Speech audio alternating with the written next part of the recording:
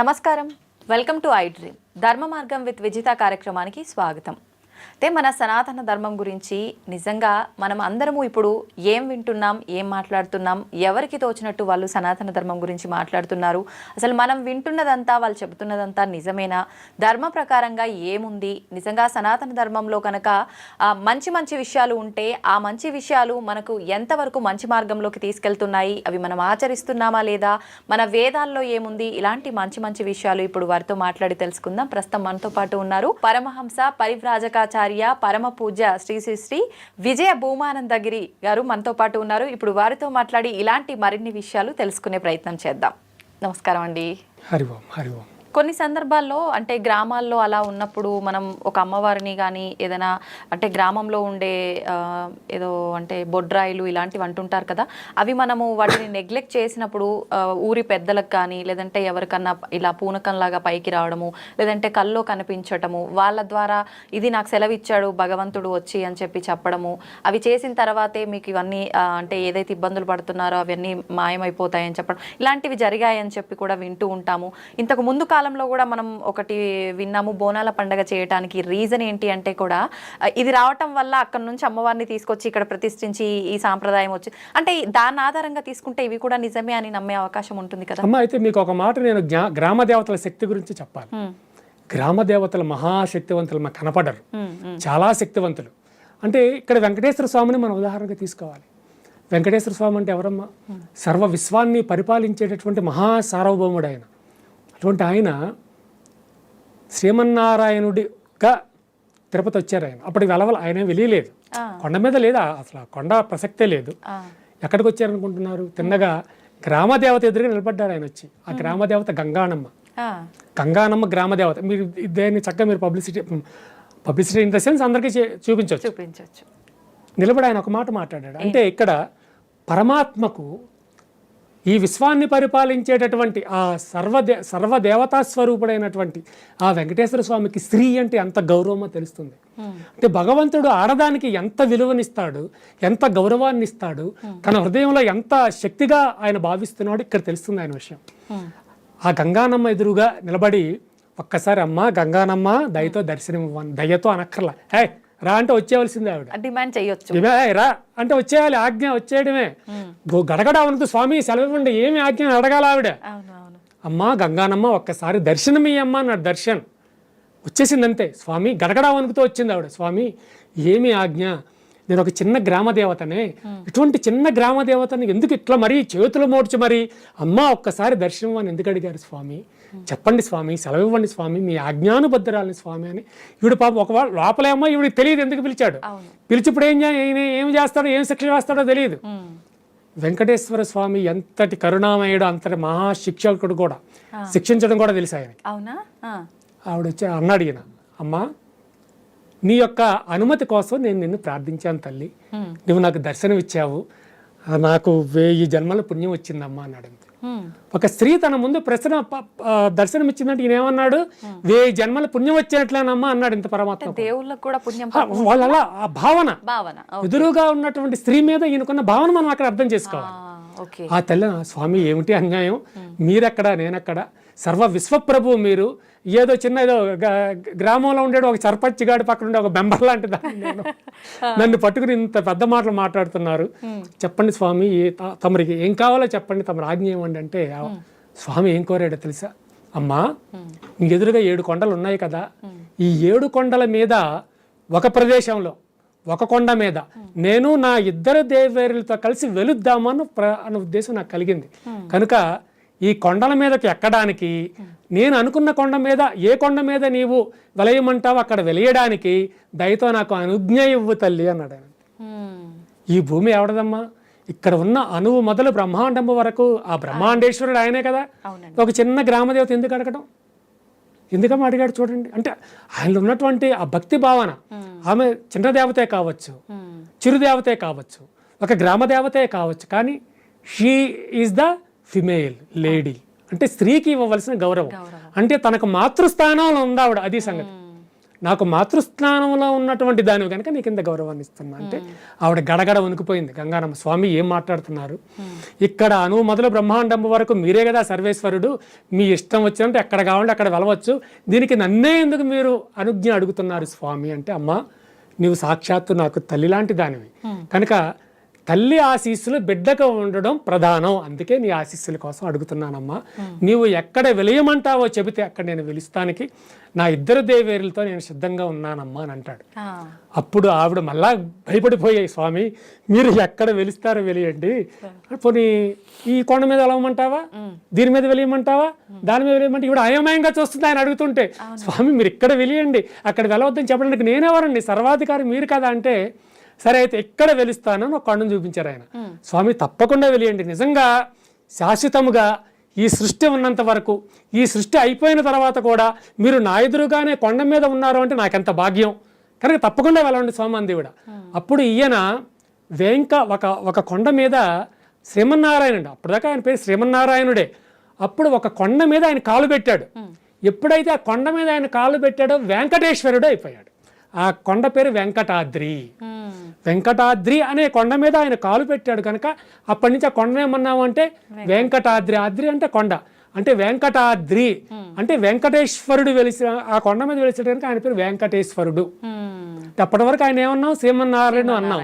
ఆ వెంకట అద్రి, ఆ వెంకట అనే కొండ మీద ఆయన కాలు పెట్టాడు కనుక వెంకటేశ్వరుడు, అందుకని ఆయన వెంకటేశ్వరుడు. అంటే ఇది చాలదమ్మా, గ్రామదేవత యొక్క శక్తి పాఠం వాళ్ళు అంచనా వేయడానికి. పరమాత్మే గ్రామదేవత కంటే ఒక స్త్రీమూర్తికి ఇచ్చినటువంటి గౌరవాన్ని మనం తెలుసుకోవాలంటే ఈ చిన్న సంఘటన చాలు కదమ్మా. ఇది అయితే స్వామివారు అక్కడ వెలిసిన తర్వాత ఏం జరిగింది అంటే ఈ విషయం అందరికీ తెలిసింది. ఇప్పటికీ కూడా అక్కడ గంగానమ్మ అమ్మవారి తిరునాళ్ళు జరుగుతుంది ప్రతి సంవత్సరము కూడా. ఆ అమ్మవారి తిరునాళ్లకు స్వామివారి కొండ మీద స్వామివారి గర్భాలయం దగ్గర నుంచి సారే వెళ్తుంది ప్రతి సంవత్సరం అమ్మవారికి. ఎందుకంటే ఆవిడను తను తల్లిగా భావించాడు, ఒకడు మాత్రమే సోదరిగా కూడా భావించాడు, తల్లిగాను భావించాడు. స్త్రీలు అంటే భగవంతుడు ఇచ్చేటటువంటి స్థితి. మరి వేరే వేరే దేవుళ్ళు ఉన్నా అంటే వేరే వేరే మతాలకు సంబంధించి ఎవరైనా ఒక స్త్రీమూర్తికి ఇంత గౌరవం ఇచ్చిన దాఖలాలు ఉన్నాయమ్మా? లేదండి. హైందవ ధర్మంలోనే ఉంటుంది. ఈ హైందవ ధర్మంలోనే భగవత్ ప్రేరితమైనటువంటి ఈ యొక్క హైందవ ధర్మము భగవత్ ప్రేరితం అని కూడా అనడానికి లేదు, భగవంతుడి కన్నా ముందు నుంచే ఉంది హైందవ ధర్మం. ఇక్కడ ఈ ధర్మంలోనే దేవతలు సైతం ఉద్భవించారు. అదమ్మా, దేవతలందరూ కూడా క్యూలో ఉంటారట. అక్కడ ఆ సత్యలోకంలో క్యూలో ఉండి ఎప్పుడు మేము భూలోకం వెళ్తాం, ఎప్పుడు మేము భూమి మీద అవతరిస్తామని చూస్తూ ఉంటారట.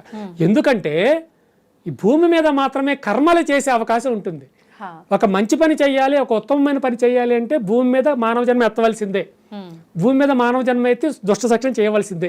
అంటే నేను కర్మ చేయాలంటే భూమి మీదకి రావాల్సిందే. అందుకని దేవతలందరూ ఎదురు చూస్తూ ఉంటారట, మేము ఎప్పుడు భూమి మీదకి వెళ్తాము, మేము భూమి మీద ఎప్పుడు మేము అవతారాన్ని చేస్తాము అని. మరి అంతటి మహాపుణ్యమైన జన్మ మనకు వచ్చినప్పుడు మనం దాన్ని మంచి మార్గంలో తీసుకెళ్లి మోక్షం పొందాలని చూడకుండా రకరకాల బంధాలు బంధుత్వాల మధ్య పడి కొట్టుమిట్టాడుకోవడం. వీడేంటి నిన్నగాక మొన్న నా ముందేమో ఒక 2 పోర్షన్ ఇల్లు కట్టుకుని ఇప్పుడు పెద్ద షాపింగ్ కాంప్లెక్స్ కట్టాడు, వీడికన్నా నేను బాగా ఎదిగిపోవాలి. అలా ఒకరి నుంచి ఒకరు, ఈడి నిన్నగాక మొన్న నా ముందు ఊరి మీద తిరిగాడు, ఇప్పుడు ఎమ్మెల్యే అయ్యాడు, నేను ఎంపీనైనా కావాలి, లేదా మినిస్టర్ అయినా కావాలి. ఒకరి మీద ఒకరు పోటీతత్వం పెరిగిపోయిందమ్మా. ఒకరి మీద ఒక దారుణమైనటువంటి పోటీతత్వం, చాలా దారుణమైన. పూర్వం అంత పోటీతత్వం లేదమ్మా. పూర్వం మనుషులమే ఉన్నాము, పోటీతత్వం లేదా, వీడికన్నా ఎక్కువ కావాలి, వీడికన్నా ప్రతి ఒక్కరు ఇప్పుడు మన కుటుంబంలో వాళ్ళమే మన కుటుంబం అనే భావన లేకుండా ఉన్నాము. ఒకప్పటి కాలంలో చూస్తే గ్రామం అంతా కూడా వరుసలతో పిలుచుకోవటము, అందరూ బంధుత్వంగా ఆప్యాయంగా ఉండేవారు. ఇప్పుడు ఆప్యాయత కరువైపోయాయి. ఎందుకంటే పల్లెటూరులోనే తత్వమే అదంటారా, లేదంటే మనిషి ఆలోచన కలియుగ తత్వము కొంత ఉన్నా మనిషి ఆలోచన పరంగా దిగజారిపోతున్నాడు. ఇప్పుడు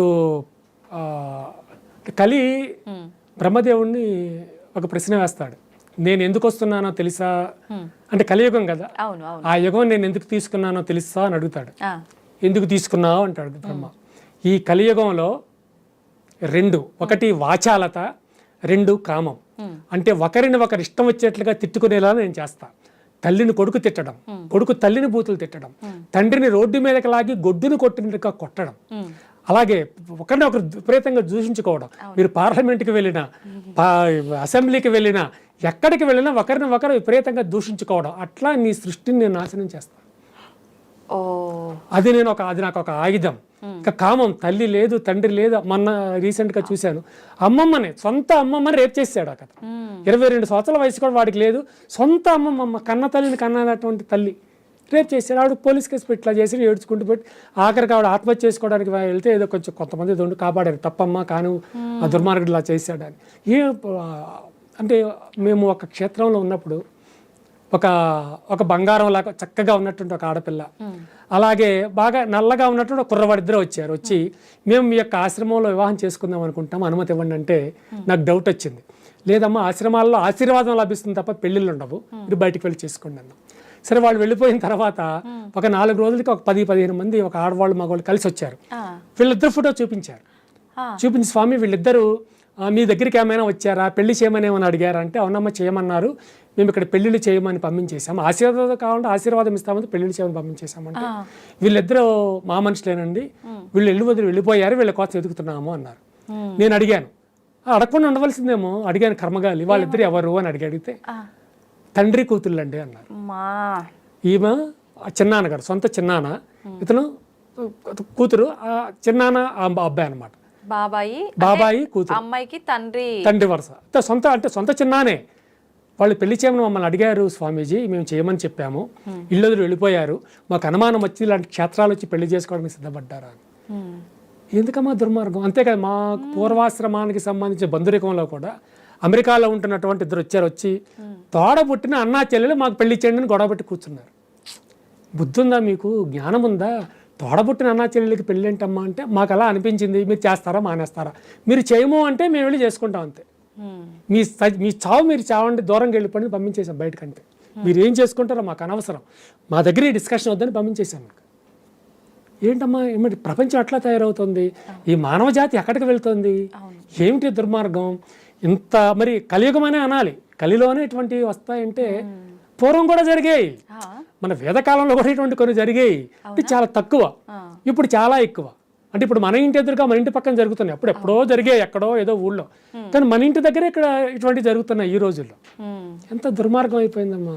అంటే మానవ సంబంధాలు పలచబడిపోతున్నాయి, ఒక అన్న తమ్ముడు మధ్య కూడా పలచబడిపోతున్నాయి చాలా సందర్భాలు. అందరి విషయాల్లో కాకపోవచ్చు, చాలా విషయాల్లో అట్లాగే జరుగుతున్నాయి. ఆహార పద్ధతి కానీ, ఆహారం తినే విధానం కానీ, వండే విధానం కానీ ప్రతి ఒక్కటి చూసుకుంటే ఒకప్పటి కాలంలో కన్నా ఇప్పుడు చాలా మార్పులు అయితే వచ్చాయి. దానివల్లే ఆరోగ్య సమస్యలు కూడా తలెత్తుతున్నాయి. నిజంగా అప్పట్లో అందరూ కలిసి కూర్చునే విధానం కానివ్వండి, కిందే కూర్చునే విధానం కానివ్వండి, అదంతా చాలా పద్ధతిగా ఉండేది. దాని గురించి అంతా ఒక్కసారి తెలియజేయండి. భోజనం అంటే ఇప్పుడు మనకి ఆత్మీయంగా ఎంతైనా శక్తి ఉండొచ్చు, కానీ శరీరం అనేది ఒకటి ఉందిగా. అవునండి. ఈ శరీరం జర్జరీభూతం, అంటే పంచభూతాల ద్వారా ఏర్పడింది. ఒక క్షేత్రానికి ఒక స్వామివారిని ఆహ్వానించారు. స్వామి ఒక్క నిమిషం అండి అని పక్కకు వచ్చి చిన్న టాబ్లెట్ వేసుకోవాలి నేను, షుగర్ కంట్రోల్ టాబ్లెట్ వేసుకుంటూ ఉంటే సరే వేసుకున్నాను. వేసుకుని వెనక్కి తిరిగేసరికి 50 మంది భక్తురాళ్ళు ఇలా గడ్డ మీద చేయబట్టుకుని, కొందరు మూతి మీద చేయబట్టుకుని, కొందరు ఆశ్చర్యంగా చూస్తున్నారు. ఏమిటి ఆయన, ఏమిటి ఎంత ఆశ్చర్యంగా చూస్తున్నారు, ఇప్పుడు ఏం జరిగింది అన్నాను. స్వామి మీరు ఏం చేశారు మీకు తెలుసా అన్నారు. ఏం చేశాను, టాబ్లెట్ వేసుకున్నాను అంతే కదా అన్నాను. మీరు స్వామీజీ అండి, మీరు సన్యాసులండి, మీరు టాబ్లెట్లు వేసుకోవటం ఏంటి అంటే, అమ్మా నాకు కొంచెం చిన్న శారీరక చిన్న లోపం ఉందమ్మా, టాబ్లెట్ వేసుకున్నాను అంటే, అరే మీలాంటి వాళ్ళు టాబ్లెట్లు వేసుకోకూడదు కదా, మీరు మహాశక్తివంతులు కదా అన్నారు. అన్నానమ్మా, ఈ శరీరం ఎవరు చేశారని మీ ఉద్దేశం? అయ్యో ఎవరు చేశారంటే మీకు తెలియదా, భగవంతుడు చేశాడు కదా. తప్పు, భగవంతుడికి శరీరానికి సంబంధం లేదా చాలా మందికి తెలియదు. ఈ శరీరం మరి ఎవరు తయారు చేశారు అంటే పంచభూత ప్రేరితం, పంచభూతాల ద్వారా శరీరం ఏర్పడుతుంది. పంచభూతాలు అంటే గాలి, నీరు, నిప్పు, ఆకాశము, భూమి, ఇవన్నీ కలిసి పంచభూతాలు అంటారు కదా. ఈ పంచభూతాల ద్వారా ఇక్కడే ఈ శరీరం ఏర్పాటవుతుంది. ఒకవేళ భగవంతుడే ఏర్పాటు చేస్తే స్వర్గంలోనో, వైకుంఠంలోనో, సత్యలోకంలోనో, కైలాసంలోనో తయారై ఇక్కడికి వస్తాం, కానీ మనం అలా తయారై రాలేదే.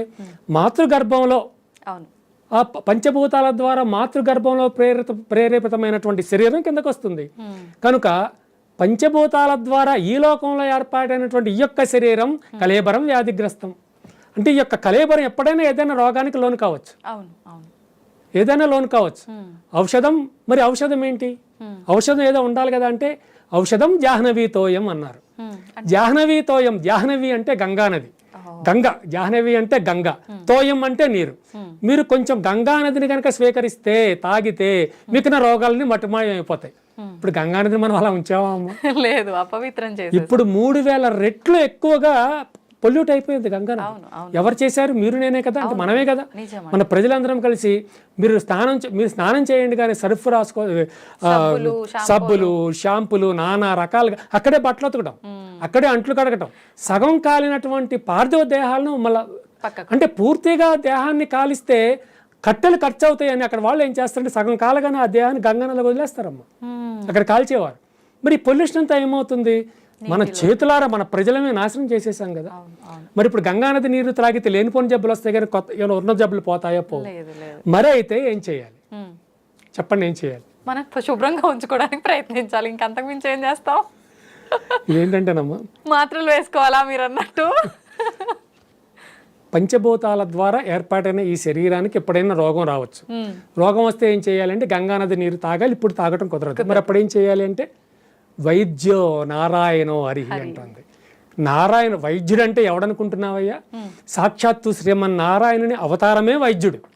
కనుక అటువంటి వైద్యుడిని నీవు గనక ఆశ్రయించినట్లయితే, నీ జబ్బు చెప్పినట్లయితే ఆ వైద్యుడు నీకు సరైన ఔషధాన్ని ఇస్తాడు. నీవు దాన్ని స్వీకరించి నీకున్నటువంటి ఈ యొక్క ఆ లోపాన్ని, ఆ యొక్క అనారోగ్యాన్ని పోగొట్టుకోండి. శరీరే జర్జరీభూతే కళేబరం వ్యాధిగ్రస్తం ఔషధం జాహ్నవీతోయం వైద్యో నారాయణ హరి. ఇది 5 పదాల శ్లోకం అయితే వైద్యో నారాయణ హరి అని చివరి చెప్తారు తప్ప మిగిలిన 3 చెప్పరు. శరీరే జర్జరీభూతే కళేబరం వ్యాధిగ్రస్తం ఔషధం జాహ్నవీతోయం వైద్యో నారాయణ హరి. ఇప్పుడు ఒకటండి, శరీరం పంచభూతాల కలయిక, అది భగవంతుడు కాదన్నారు. కానీ ఈ పంచభూతాల కలయిక కూడా భగవంతుడి సృష్టి, భగవంతుడు ప్రేరేపితమేనమ్మా. సూర్యుని ఎవరు సృష్టించాడు? అసలు సూర్యుడికి ఆ పదవి ఎవరు ఇచ్చారు? పరమశివుడే ఇచ్చాడు, భగవంతుడే. కానీ ఒకటి ఇక్కడ ఒక ప్రొడ్యూసర్ ఉంటాడు, ఆయన ఎంతైనా డబ్బిస్తాడు ఒక మూవీ తీయడానికి, కానీ ఏమైనా వీళ్ళు సరిగ్గా చేయలేకపోతాడు. ఆయన చూస్తూ ఉంటాడు, కర్మ సరే నెక్స్ట్ టైం వీటిని తీసుకోకూడదు అనుకుంటాడు, అంతే కదా. అంటే అలా ఉంటుందమ్మా. ఇప్పుడు ఈ యొక్క ప్రారంధ కర్మలు కూడా ఉంటాయి. ఈరోజు మనమందరం బాగానే ఉంటాం, కానీ ఒక కారులో నుంచి ఒక కోటీశ్వరుడు దిగుతాడు, కానీ వాడి కాలు సగం ఉండదు, ఒక కన్ను ఉండకపోవచ్చు, ఒక చెయ్యి ఉండకపోవచ్చు. వాడికి ఎందుకు అట్లా జరిగింది? మనం ఒక 100 కోట్ల ఆస్తిపరులు మనం కామే, మనం బాగానే ఉన్నామే, ఆయనకి ఎందుకు అట్లా అయిందంటే ప్రారంధం. పూర్వజన్మలో చేసినటువంటి సంచిత కర్మ అన్నాం కదా, ఆ కర్మలు వెంటాడుతూ ఉంటాయి. ఆ కర్మల కారణంగా కొన్ని అలా జరుగుతూ ఉంటాయి. ఇప్పుడు మన టాటా గారు వారు వెళ్ళిపోయారు, మహానుభావుడు. వారు రిటైర్ అయిన తర్వాత, అంటే వ్యవహారం నుంచి వారు బయటకు వచ్చిన తర్వాత వారికి జీతం ఎంతో తెలుసమ్మా? నెలకి ఎంత అని వారికి శాంక్షన్ చేశారు. నెలకి ఎంత ఇస్తాం అనుకుంటున్నారు? 1,50,00,000. 1,50,00,000 నెలకమ్మా. కానీ ఆ 1,50,00,000 కూడా అందులో 2-3 లక్షలు ఖర్చు పెట్టుకుని మిగిలిన డబ్బంతా భారతదేశానికి అప్పచెప్పిన మహానుభావుడు రతన్ టాటా గారు. అందుకని నేను ఆయన గురించి నేను ఒక వీడియో చేస్తూ మా బంగారు రతనాల టాటా అని నేను చెప్పడం జరిగింది. కానీ ఆయన అంత కోటీశ్వరుడు.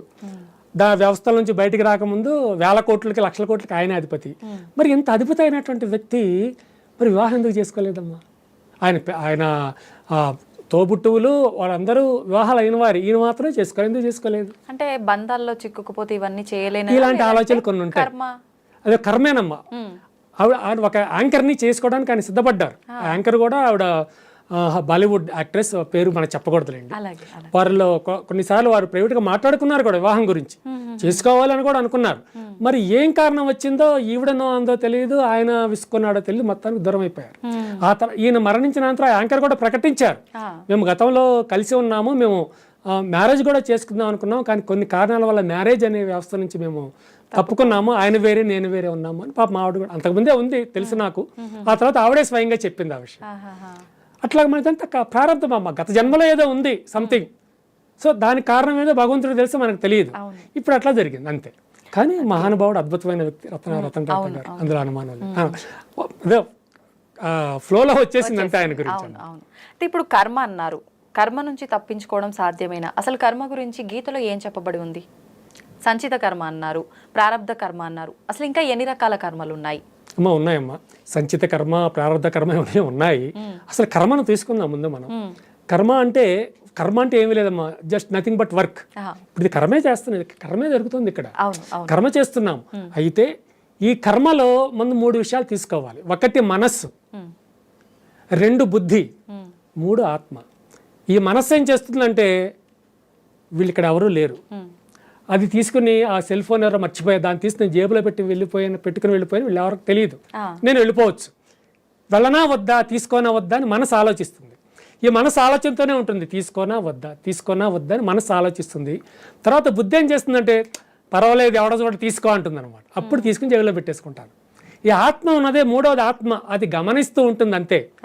కృష్ణ భగవానుడు ఇక్కడ మన గుర్తుకొస్తాడు. ఆత్మ దేనిని తాకదు, ఆత్మను నీరు తాకలేవు, నిప్పు తాకలేదు, ఏ విధమైన పాపకర్మలు ఆత్మని తాకవు. కనుక ఇది తీసుకున్న పాపం బుద్ధికి వస్తుంది తప్ప ఆత్మకి రాదు. కనుకనే ఆత్మ ఎప్పుడు ప్లెయిన్గా ఉంటుంది. మరి ఆత్మకు ఏది తగలనప్పుడు శరీరం వదిలిపెట్టాక మళ్ళీ ఆత్మ ఇంకో శరీరంలో వెళ్ళిన తర్వాత అదే ఆత్మ ద్వారా క్యారీ ఈ బుద్ధి ఈ ఆత్మే ఉంటాయి అమ్మ అక్కడ. ఈ బుద్ధి ఈ ఆత్మే వస్తాయి, ప్రతి జన్మకి ఇవే వస్తాయి. కానీ తను పెరుగుతున్నటువంటి ఆ పెరుగుదల పరంగా అతనిని పెంచేటటువంటి తల్లిదండ్రులు లేదా గురువుల కారణంగా ఆ బుద్ధి మారుతూ వస్తుంది. ఆ బుద్ధి మారి దొంగతనం చేయడం తప్పు, ఆడవాళ్లను ఇష్టం వచ్చినట్లుగా మాట్లాడడం కానీ తప్పు, మన ఇంట్లో వాళ్ళని కన్న వాళ్ళను తల్లిదండ్రులను మనం వ్యతిరేకించడం తప్పు అనేటువంటి భావాలతో ఎదిగి ఉత్తమమైన వ్యక్తిగా అతడు తీర్చిదిద్దపడతాడు. అయితే మొత్తానికి ఇప్పుడు ఈ కర్మలు ఇవి కూడా మనం కర్మలు పాపపు కర్మలు చేసిన వాళ్ళు నరకానికి అని చెప్పి, మంచి కర్మలు చేసిన వాళ్ళు స్వర్గానికి అని చెప్పి అంటారు. కొంతమంది అంటారు అసలు ఈ స్వర్గం నరకం అనేవి ఎక్కడో లేవండి, మనం చనిపోయిన తర్వాత ఎక్కడో పైకి వెళ్ళి అనుభవించడం ఇదంతా కాదు, మనం భూమిపైన ఉన్నప్పుడే మనం జీవనం సాగిస్తున్నప్పుడే ఈ స్వర్గం నరకం ఉంటుంది, మనం పడే కష్టాల వల్ల మనం పడే సుఖాల వల్ల అంటారు. నిజంగా ఈ స్వర్గం నరకం ఉన్నాయా? ఒకసారి మనం చేసుకున్న కర్మ అనేది మీరు ఇందాక అన్నట్టు మనం సంచిలో వేసుకుంటున్నామన్నారు, ఆ వేసుకునేది నిజంగా వేసుకుంటామా, వేసుకుంటే అది ఏటెళ్ళిపోతుంది? యాక్చువల్గా స్వర్గం నరకం ఇట్స్ ట్రాష్, అసలు లేవు. ఏదో నిన్ను నూనెలో పెట్టి వేయించేస్తారు, అలా వేయిస్తారు, అదేమి కాదు. కాకపోతే ఆ రోజులు అది ఎందుకు క్రియేట్ చేయబడింది అంటే మనుషులను సక్రమమైనటువంటి మార్గంలో నడిపించడం కోసం తయారు చేయబడిందే తప్ప అదొక ఊహ, అదొక భ్రమ, అంతే అంతే తప్ప స్వర్గాలు నరకాలు లేవు. స్వర్గం వెళ్ళిపోతే పెద్ద పెద్ద డాన్స్తో వచ్చి డాన్సులు చేసేస్తారు, పిచ్చి పిచ్చి అమ్మాయి అవన్నీ కరెక్ట్ కాదు. అవి వేదాల్లో లేవు. వేదాలలో స్వర్గం గురించి నరకం గురించి చెప్పబడలేదు. భగవద్గీతలో కూడా స్వర్గ నరకాలు ఉండవు. స్వర్గం గురించి నరకం గురించి చెప్పడం పడదు. ఎక్కడ స్వర్గం ఎక్కడ నరకం ఉంది అంటే నీవు ఏదైతే ఒక ఉత్తమమైనటువంటి కార్యం చేస్తావో అది స్వర్గం, ఏదైతే ఒక నీచమైనటువంటి పని చెయ్యాలి అనుకుంటావో అది నరకం చేయడం, అంతే. అయితే మరి అనుభవాలు ఉండవంటే తప్పకుండా ఉంటాయి.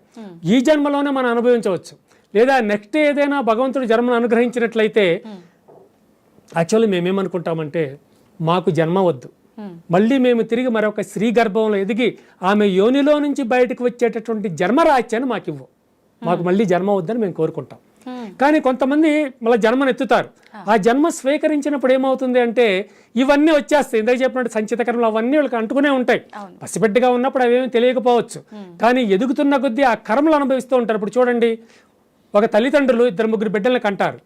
3 బిడ్డలు బాగానే ఉంటారు, పుట్టిన 4వ వాడికి చెయ్యో కాలం వంకర వస్తుంది, లేదా 3-4 ఒకడు బాగోడు, ఒకడు మెంటలీ డిటాచ్ అయి ఉంటాడు. మరి ఎందుకు వస్తున్నాయి అవన్నీ? ఇద్దరు బిడ్డలు 3 బిడ్డలు బాగా కన్నటువంటి వారు 3వ వాడు 4వ వాడిని కూడా అట్లాగే కనాలి కదా. మరి పుట్టిన ఈ 2-3 బిడ్డల్లో ఒకడే ఎందుకు అట్లా తయారవుతున్నాడు? కర్మ అనుభవించవలసింది, కర్మ అక్కడ అనేది కర్మ అనేది అక్కడ తెలుస్తుందమ్మా. అలాగే చాలా మంది అనుకుంటారు, అయ్యో మేము ఏ వ్యాపారం చేసినా కలిసి రావడం లేదు, ఏ ఉద్యోగం చేసినా ఆ దిక్కుమాల ప్రమోషన్ కూడా రావడం లేదు, ఏమిటి ఇదంతా చాలా బాధపడుతూ ఉంటారు. కానీ ఇది కూడా కర్మే. ఎందుకంటే మీరేం చేస్తారంటే పోయిన జన్మలో మనం ఏం చేస్తాము అంటే ఎదుటివాడికి వచ్చేటటువంటి ప్రమోషన్ ఏదో రకంగా మనం అడ్డుకున్నాం, ఆ కర్మ మనకు తగిలి ఈ జన్మలో మనకు ఒక్క ప్రమోషన్ కూడా రాదు. అటువంటివి కూడా ఉంటాయమ్మా. భగవంతుడు చూస్తూ ఉంటాడు అనుకుంటాం, కానీ చూస్తూ చేస్తూ ఉంటాడు, అది చెప్పడం మనకి. కానీ ఆయన చూస్తూ ఉంటాడు, చేస్తూ ఉంటాడు, నడిపిస్తూ ఉంటాడు. ఆయన భగవంతుడు పరమాత్మ పెద్ద దొంగమ్మ, దొరకడు మనకి. పరమాత్మకు భగవంతుడు ఒక లక్షణం ఉంది. నేను పరమశివుని చూసేశాను, శ్రీమన్నారాయణని చూసేశాను, అబ్బో అమ్మవారు నాకు ఇట్లా కనిపించేసింది, ఇట్లా కనిపించని చెప్తూ ఉంటారు. భగవంతుడికి ఒక ప్రధానమైన లక్షణం ఉంది, పరమాత్మకు ఒక ప్రధాన లక్షణం ఉంది. ఆ లక్షణం ఏమిటి అంటే అవ్యక్తం, అంటే కనపడకపోవడం.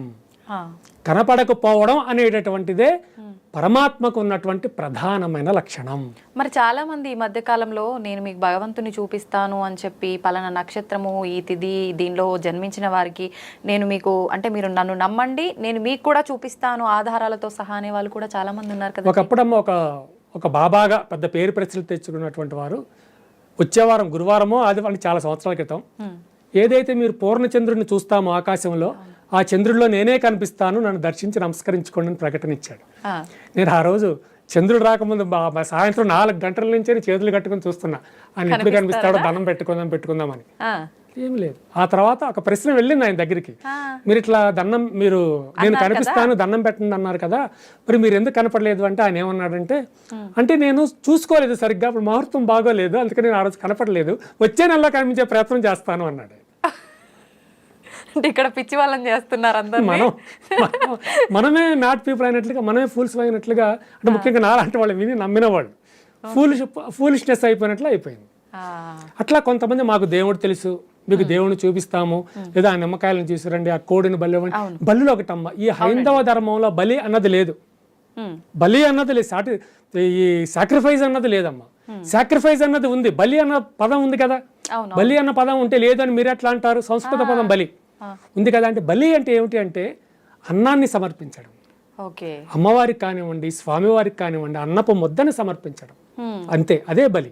నేను కూడా బలి నిత్యము చేస్తుంటాను, ఇంచుమించుగా కుదిరినప్పుడల్లా. ఆ బలి ఏమిటి అంటే, నేను శుభ్రంగా ఏదైతే కొంత ముద్ద కలిపి ఒక భగవంతుడికి నేను నైవేద్యంగా సమర్పిస్తూ ఉంటానో, దానినే తీసుకువెళ్ళి మా ఆశ్రమం పైన పెట్టేస్తాను. అంటే ఆకాశంలో ఎగిరేటటువంటి పక్షులకు అది ఆహారంగా ఉంటుందన్న విధానంతో అవి చక్కగా వచ్చి ఆహారాన్ని తిని వెళ్తాయి. అలాగే ఎండాకాలం నేను ఎక్కువ నీళ్లు కూడా పెడుతూ ఉంటాను, అవి వచ్చి తాగి వెళ్తాయి. దీన్ని బలి అని అంటారు. కాకపోతే ఎదుటి వాళ్ళు బలి ఏమిటంటే చంపేయడం, ఆవుల్ని చంపడం, ఆవు చంపడం, మన వాళ్ళు కోళ్ళని చంపడం, అది తప్పమ్మా, అది తప్పు. భగవంతుడు ఎప్పుడు బలిని కోరడు. ఒక జంతువును నా పేరు మీదుగా చంపండి అని వేదంలో లేదు. కానీ గ్రామ దేవతలు బలి కోరుతారు, గ్రామ దేవతలు కూడా కోరదమ్మా. వీళ్ళు గ్రామ దేవత పేరు చెప్పి తాము తినడానికి ఏర్పాటు చేసుకునే ఏర్పాట్లు దిక్కుమాలిన ఏర్పాట్లు. వీడు తినొచ్చు కదా కోడి, మేకనే వీడు తినొచ్చు, కానీ తినడం. దేవతకు పేరు ఇచ్చినట్లుగా బలిచ్చి ఆ పేరు మీద తింటాడు. కొన్ని క్షేత్రాల్లో కూడా మాంసాహారము, మద్యము ఇలాంటివి నివేదన చేసే సాంప్రదాయము, అక్కడ బలులు ఇచ్చే సాంప్రదాయం ఉంది. ఇంకొన్ని క్షేత్రాల్లో ఇంతకు ముందు కాలంలో ఉండేది, కానీ అది రాను రాను మార్చేశారు అని కూడా వింటాం కదండి. మరి నిజమేనమ్మా. నేను ఆ మధ్య ఉత్తర భారతదేశం సంచారం చేసేటప్పుడు ఒక శక్తిపీఠంలో మీరు చెప్పింది ఉంది, బలివ్వడం అన్నది ఉంది. అక్కడ మేము చెప్పాం, ఇది బలివ్వడం అన్నది మన వేదాల్లో కానీ పురాణాల్లో ఎక్కడ లేదండి, భగవంతుడికి బలివ్వడం అన్నది లేదు. అంటే మరి ఏం మీరు చెప్పింది నిజం, మాకు తెలుసు, మేము వేదాలను చదివామో మాకు తెలుసు, కానీ ఈ భక్తులు ప్రజలు నమ్మించావరే, ఏం చేయమంటారు అంటే, సరే మెల్లమెల్లగానే తగ్గించే ప్రయత్నం చేయండి అని చెప్పొచ్చాము. ఉందమ్మా, మీరు చెప్పింది కూడా కరెక్ట్, జరుగుతుంది. ఇప్పుడు ఈ పూనకాలు అన్నారు ఇందాక మీరు, అయితే ఈ చాలా మంది పూనకాలు వచ్చి ఒక వారం అనేది నిర్దేశంగా పెట్టుకొని, నా పైకి శివుడు వస్తున్నాడు అంటే సోమవారం నేను మీకు చెప్తాను కొలుపు అని చెప్పడము, జనాలందరినీ అక్కడికి రాబట్టుకోవడము, ఇదంతా ఒక బిజినెస్ గా చూడొచ్చా, లేదంటే నిజంగా చూడొచ్చు అంటారా? అంటే ఇప్పుడు ఆది, సోమ, మంగళ, బుధ, గురు, శుక్రు ఎవరు పెట్టారమ్మా? మనమే కదా. దేవుడు పెట్టుకోలేదు, ఆయనకేంటి? నేను సోమవారమే నీ ఒంటి మీదకి వస్తానంటే మిగిలిన రోజు రెస్ట్ తీసుకుంటాడా? ఫ్యామిలీతో ఏమైనా అక్కడికి వెళ్తాడా? వెకేషన్కి వెళ్తాడా? తప్పమ్మా. అవన్నీ ఏంటంటే ఇతడి వాళ్ళని నమ్మించడానికే తప్ప, నేను అలా చేస్తున్నాను అంటే మీలాంటి వాళ్ళందరినీ నమ్మించడానికే తప్ప అది నిజము కాదు. శుక్రవారం అమ్మవారే నా ఒంటి మీదకి వస్తుంది, శనివారం వెంకటేశ్వర స్వామి వస్తాడు, రథ విచిత్రం వల్ల. శనివారం నాకు వెంకటేశ్వర స్వామి వస్తాడు, సోమవారం శివుడు వస్తాడు, శుక్రవారం లక్ష్మీదేవి వస్తుంది. నువ్వు ఎన్ని కోట్లు కావాలో కోరుకో ఇచ్చేస్తా, ఇవ్వమనండి చూస్తా, ఎన్ని కోట్లు ఇస్తాడు, 1 కోటి రూపాయలు ఇవ్వమనండి చూస్తాను అని. ఫేక్ అమ్మా, ఎదుటి వాళ్ళని నమ్మించడం కోసమే. మా గురువు గారు చెప్తూ ఉంటారు, ఇటువంటి దుర్మార్గాలు సమాజంలో చాలా జరుగుతూ ఉంటాయి, వాటి జోలికి మీరు వెళ్ళకండి అని. ఎందుకంటే ఆ యొక్క దుర్మార్గం నువ్వు కూడా చేస్తావని అనుమానం, అందుకని ముందే చెప్తారు ఇటువంటి దుర్మార్గాలు ఉండవు, ఎక్కడా జరగవు. కనుక అటువంటి వ్యవహారం వైపుకి మీరు నడవద్దు. మీరు చక్కగా మీ దగ్గరికి ఎవరైతే వస్తారో వారికి చక్కటి ప్రవచనాలు ఇచ్చి భగవంతుడి గురించి, జ్ఞానం గురించి తెలియచెప్పండి అని చెప్తారు తప్ప ఇవన్నీ చేయొద్దని చెప్తారు. ఇటువంటి జోలికి మీరు వెళ్ళకండి అని చెప్తారు మా గురువు గారు. అంటే భూమిపైన పాపాత్ముల సంఖ్య పెరిగిపోవటం వల్లే ఇప్పుడు వచ్చే కొన్ని రకాల ఇబ్బందులు చూస్తున్నాం. భూ ప్రళయాలు అని చెప్పి, భూకంపాలు అని చెప్పి, కరోనా మహమ్మారి, అలాంటివి అన్ని వస్తున్నాయంటారా? వస్తున్నాయమ్మా. ఎందుకంటే ఎప్పుడైతే మానవ సహజమైనటువంటి పాప ప్రవృత్తి బాగా పెరిగిపోతూ ఉందో, మానవుల్లో పాపం అంటే భయం లేకుండా పాప అభీతి పెరిగిపోతూ ఉందో, అప్పుడు వీళ్ళు ఇష్టం వచ్చిన పాపాలు చేస్తూ ఉంటారు. అప్పుడు ఉదాహరణకి మన పచ్చని చెట్టు చూస్తే కాల్చేసేయడం, అక్కడ ఏదో ఒక ఫ్యాక్టరీ పెట్టేసుకోవడం, ఇట్లా ప్రపంచం మొత్తం మీద అన్ని దేశాల్లోనూ జరుగుతుంది. ఇట్లా తన స్వంత ప్రకృతిని తనే ధ్వంసం చేస్తున్నారు. అంటే ఒక చెట్టు మొదలుని గొడ్డలతో నడుగుతున్నాను అంటే తను గమనించడు, ఆ గొడ్డలి ఎక్కడైతే వేటు పడుతుందో అక్కడే తన ప్రాణవాయువు ఉన్న విషయం వాడు గమనించాడు. అట్లా తనను తానే సర్వనాశం చేసుకునే స్థితికి ఈ యొక్క మానవుడు వెళ్ళిపోతున్నాడు. అటువంటి స్థితి జరుగుతోంది. చూద్దాం భగవంతుడు దీనికి ముగింపు అంటే కలియుగ అంతమేనా ఇంకా? కలియుగాంతము అంటే ఇప్పుడు చాలా మంది చాలా సంవత్సరాల క్రితం 2012లో పెద్ద హాలీవుడ్ మూవీ కూడా వచ్చింది. 2012లో 2వ నెలలోనో ప్రపంచం అంతమైపోతుంది అది ఇది అని. ఆ తర్వాత కూడా చాలా చాలా వచ్చే కాన్సెప్ట్స్. కానీ ఈ ప్రపంచం ఇంకా అంతం కావాలి అంటే 5,000 సంవత్సరాల సమయం ఉందమ్మా. 5,000 సంవత్సరాల తర్వాత కానీ ఇది అంతం కాదు. 5,000 సంవత్సరాల తర్వాత కూడా కాదు, 5,000 సంవత్సరాల తర్వాత ఒక డేట్ నిర్ణయించబడుతుంది భగవంతుడి చేతుల మీదుగా. ఈ లోపు ఎవడు మీ దగ్గరికి వచ్చినా ఎవడు ప్రపంచం నాశనం అవుతుందని చెప్పినా మీరు నమ్మవద్దు. ఈ సోకాలు జ్యోతిష్యులు ఏదో ఇప్పుడు ప్రపంచం అంతమవుతుంది, ఎందుకు ఈ వచ్చే ఎలక్షన్స్లో కేసీఆర్ గారే గెలుస్తారని ఎంత దుర్మార్గంగా పోయిన ఎలక్షన్స్లో వీళ్ళందరూ ఎంత దుర్మార్గంగా చెప్పారో మనకు తెలిసిన విషయమే. వీళ్ళు ఏం చేస్తారంటే ప్రజల నాడి కోసం చూస్తారు. ప్రజలు ఏమనుకుంటున్నారు, ఎవరికి ఓటేద్దాం అనుకుంటారు అన్న విషయాన్ని వీళ్ళు విని ఆ విధానంగా వీళ్ళు జ్యోతిష్యం చెప్తారమ్మా. అంతే తప్ప వీళ్ళ సొంతం ఏమీ కాదు. అంటే నలుగురి అభిప్రాయాలు తీసుకొని మెజారిటీ అందరూ ఎవరు చూసినా కేసీఆర్ అంటున్నారే, వాడే గెలవచ్చు అని, కేసీఆర్ గెలవబోతున్నాడని చెప్తారు వీళ్ళందరూ. మరి గెలవలేదే మరి. అదంతా ప్రజల నాడి అమ్మ. ఇదంతా ప్రజల నాడిని పట్టుకుని చేసే ఈ టక్కుటమార విద్యలు ఈ జ్యోతిష్యం చెప్పేవాళ్ళు చాలా మంది. అందరూ జ్యోతిష్యులు అంటే అందరూ కోపం వస్తే కనుక చాలా మంది జ్యోతిష్యులు ఇట్లానే చెప్తారు. అంటే కోపం వస్తుందని కాదు, వాస్తవం చెప్పండి. వాస్తవం అంతేనమ్మా. వాస్తవం అంటే చాలా మంది దొంగలే. దొంగలే అబద్ధం చెప్తే అబద్ధాల మీద బ్రతుకుతూ ఉంటారు. వాళ్ళ బ్రతికే అబద్ధం. ఏదో చెప్తారు. ఇప్పుడు అప్పుడు మంచి క్లాస్గా తయారయ్యి మంచి విలువైనటువంటి బట్టలు వేసుకొచ్చిన వాళ్ళని అనుకోండి, ఏదో వీడేదో ధ్యానంలోకి వెళ్ళినట్టు లేకపోతే జాతకం చూసి అబ్బో మీకు బ్రహ్మాండంగా ఉందమ్మా, మీరు మహా కోటీశ్వరులు, మీ పిల్లలందరూ అమెరికాయో రష్యాయో జపాన్ అయితే వెళ్ళిపోయి చదువుతారు అది ఇది అంటే ఆవిడ ఇంకా ఆనందం అనిపిస్తుంది సహజంగానే. అట్లా వీళ్ళు వాటిని తీసుకుంటారు. అయితే భవిష్యత్తు గురించి చెప్పగలిగిన వాళ్ళు ఉన్నారమ్మా భారతదేశం. భవిష్యత్తు గురించి చెప్పగలిగిన వాళ్ళు ఉన్నారు. మీకు స్టీవ్ జాబ్స్ అంటే మీకు తెలుసా? పోనీ యాపిల్ విన్నారా? Apple company, Apple phones, Apple cell phones, Apple iPhones, Apple laptops, ఆ కంపెనీ పెట్టిన వ్యక్తి పేరే స్టీవ్ జాబ్స్. అతను మన భారతదేశంలో, ఈజ్ అన్ అమెరికన్, మన భారతదేశంలో తనకి 22వ సంవత్సరం వయసు ఉన్నప్పుడు 2 సంవత్సరాలు కాశీలో ఉన్నాడు. 2 years ఉన్నాడు. ఆ తర్వాత అతను అమెరికా వెళ్ళిపోయాడు. ఆ తర్వాత కొద్ది కాలానికి యాపిల్ అనే కంపెనీ పెట్టాడు. స్టీవ్ జాబ్స్ పేరు మంచి స్థాయికి వెళ్ళింది. మంచి తర్వాత తనకు ఒకసారి క్యాన్సర్ వచ్చింది. తర్వాత క్యాన్సర్ తగ్గింది, మళ్ళీ క్యాన్సర్ వచ్చి ఆయన పాప వెళ్ళిపోయాడు, చనిపోయాడు. అయితే అతను ఒక గ్రంథం, మన ఆత్మకథ రాశాడు, ఆటోబయోగ్రఫీ రాసి మరి మన భారతదేశంలో తన బాగా యువకుడిగా టూ యంగ్గా 22 సంవత్సరాల వయసులో 2 సంవత్సరాలు ఉన్నాడు కదా. మన దేశం గురించి ఒక 4-5 ముక్కలు రాయలా. ఒక్క ముక్కే రాశాడు అంతే. ఒక్క ముక్కే రాశాడు, ఇంకేం రాయలా. I don't know what is that.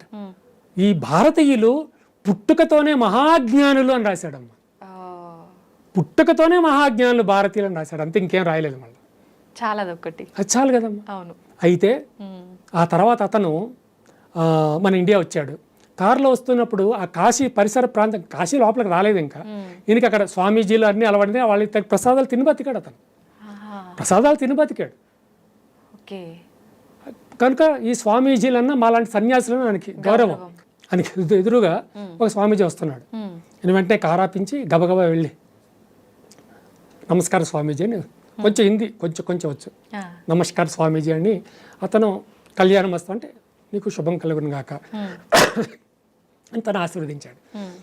కానీ స్టీవ్ జాబ్కి అరే ఏమైనా ప్రసాదం ఉంటే బాగుండేది. కారులోకి వచ్చాడు. కారులో ఒక చిన్న యాపిల్ దొరికింది. యాపిల్ అది 2 చేతులతో తీసుకొచ్చి గౌరవంగా ఆ సాధు సన్యాసికి ఇచ్చాడు. అతను ఆ యాపిల్ తీసుకుని నమస్కారం చేసి కొంచెం కొరికి ప్రసాదంగా ఆయనకి ఇచ్చేశాడు. ఏదైతే ఒక యాపిల్ని కొరికి ప్రసాదంగా స్టీవ్ జాబ్స్కి ఇచ్చాడో అదే యాపిల్ కంపెనీ ఆంగ్లం అయిపోయింది. ఈ రహస్యం చాలా మందికి తెలియదు. యాపిల్ కంపెనీ ఆపలంగా పెట్టాడు, బాగానే ఉంది, సగం ఎందుకు కొరకబడిందని అనుమానం వచ్చి, కానీ ఈ విషయం తెలియదు చాలా మందికి. ఒక భారతీయ సన్యాసి కొరికి ప్రసాదంగా తిరిగి ఇవ్వడం వల్ల ఇక ఇదే అప్పుడే అతనికి ఆలోచన ఉంది, నేను కంపెనీ పెట్టాలి అని. యాపిల్ అనే కంపెనీ పేరుంది కానీ ఎలా పెట్టాలన్నది లేదు. ఆ ఆంబలం ఎట్లా తయారు చేయాలి. ఇప్పుడు మన భారతీయ సాధువు ఇచ్చినటువంటి ఆలోచన, కొరికి పెట్టవయ్యా, కొరికినట్టుగా పెట్టవయ్యా. ఈ రహస్యం చాలా మందికి తెలియదు. అదమ్మా ఈ యొక్క భారతీయ వ్యవస్థ గురించి, ఈ భారతీయ సనాతన ధర్మం గురించి తెలియక ఎవరో ఏదో ఆశ పెట్టారని పరాయి ధర్మానికి వెళ్ళిపోవడం, ఎవరినో నిజమైన దేవుడని భావించడం. అసలు సత్యవంతమైన దేవుడు ఇక్కడ ఉన్నాడు వదిలిపెట్టేసి ఇంకా ఎవరినో సత్యవంతమైన దేవుడని వెళ్ళిపోవడం, ఈ యొక్క పవిత్రమైనటువంటి సనాతన ధర్మాన్ని వదిలిపెట్టుకోవడం, అంతా అదొక వ్యవస్థగా, అదొక దుర్మార్గంగా అలా జరిగిపోతుంది. అవును. అయితే ఇప్పుడు వేదాలు అంటుంటాం, శాస్త్రాలు అంటుంటాం, పురాణాలు అంటుంటాం. ఇవన్నీ సనాతన ధర్మంలోనే ఒక భాగాలా, లేదంటే వేదం వేరు సనాతన ధర్మం వేరు? అసలు వేదం అంటే ఏంటండి? సనాతన ధర్మం ఉద్భవించింది వేదంలో నుంచి అమ్మ. వేదంలోంచే సనాతన ధర్మం. ఈ వేదం అన్నది భగవంతుడి కన్నా ముందే ఉద్భవించింది. కనుకనే సనాతన ధర్మము వేదము తర్వాత ఉద్భవించినవాడు భగవంతుని చెప్పాలి మనం. వేదంలో ఒక్క భగవంతుడి గురించే చెప్పడం జరిగింది, అతడే దేవేంద్రుడి గురించి చెప్పారు. వేదాల్లో దేవేంద్రుడు అనే పదమే ఎక్కువసార్లు కనిపిస్తూ ఉంటుంది. సో అది మన ఈ విశ్వం పుట్టక ముందు నుంచే ఉన్నవి అవన్నీ. ఆ యొక్క విధానంలో హైందవ ధర్మం వేరు కాదు, అందులో నుంచే ఉద్భవించింది. ఇప్పుడు మీ తండ్రి గారు వేరు మీరు వేరు అంటే మనం అంగీకరించగలిగి, మా తల్లిదండ్రులు నేను ఒకటే అంతే. ఈ యొక్క సనాతన ధర్మము, హైందవ ధర్మము, వేదము, సనాతనము ఇవన్నీ ఒకటే, ఒకే వ్యవస్థ, ఒకే వ్యవస్థ, ఒక దాంట్లో నుంచి ఒకటి ఉద్భవించాయి. ఈ సనాతన ధర్మం విషయం ఒక్క విషయం చెప్పాలి అంటే దీనికి మించినది విశ్వంలో మరొకటి లేదు. సనాతనము అంటే అత్యంత పురాతనమైనది, కానీ దీనికన్నా పెద్ద మతాలు 2 ఉన్నాయి ఆల్రెడీ. ఇప్పుడు ఉదాహరణకి క్రైస్తవ మతం తీసుకోండి, ప్రపంచంలో కల్లా పెద్ద మతం, అందులో అనుమానం లేదు.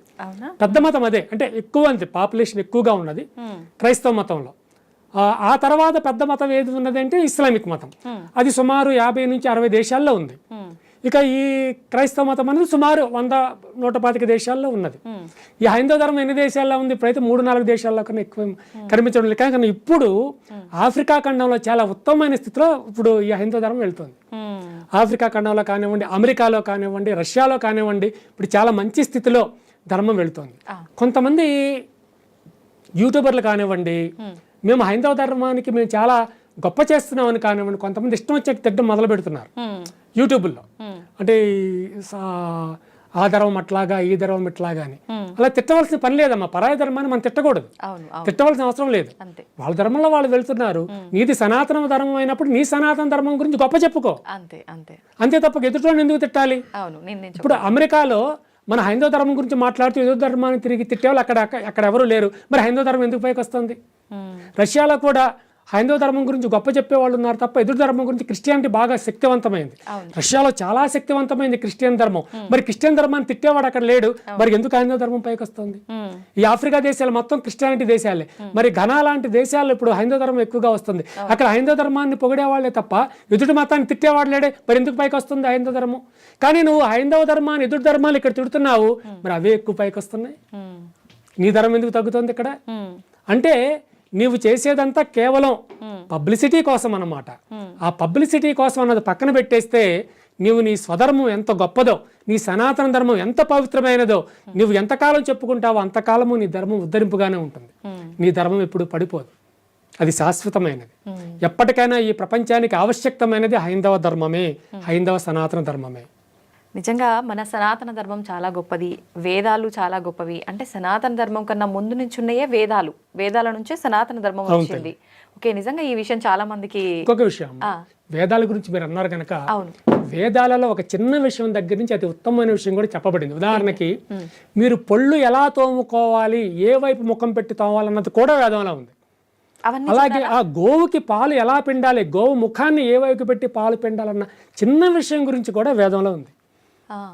అంటే మన నిత్య జీవితంలో ఏ రకంగా ఉండాలి, లేచిన దగ్గర నుంచి పడుకునే వరకు ప్రతి వేదం వల్ల క్లియర్ ఇన్ వేదాస్, చాలా క్లియర్ గా ఉంది వేదం. గురువు నువ్వు ఎలా గౌరవించాలి, నీ తల్లిదండ్రులు ఎట్లా గౌరవించాలి, భగవంతుడికి ఎట్లా గౌరవం చేయాలి, అని చాలా క్లియర్ గా ఉందమ్మా. మనం ఎవరి దగ్గర నుంచో నేర్చుకోవాల్సిన అవసరం లేదు, మన వేదంలోనే ఉంది. అయితే అవన్నీ ఆ వేదాలను అందరూ చదివే అవకాశం ఉండదు. కనుకనే భగవానుడు ఈ యొక్క భగవద్గీతను ప్రపంచానికి ఇచ్చేసాడు.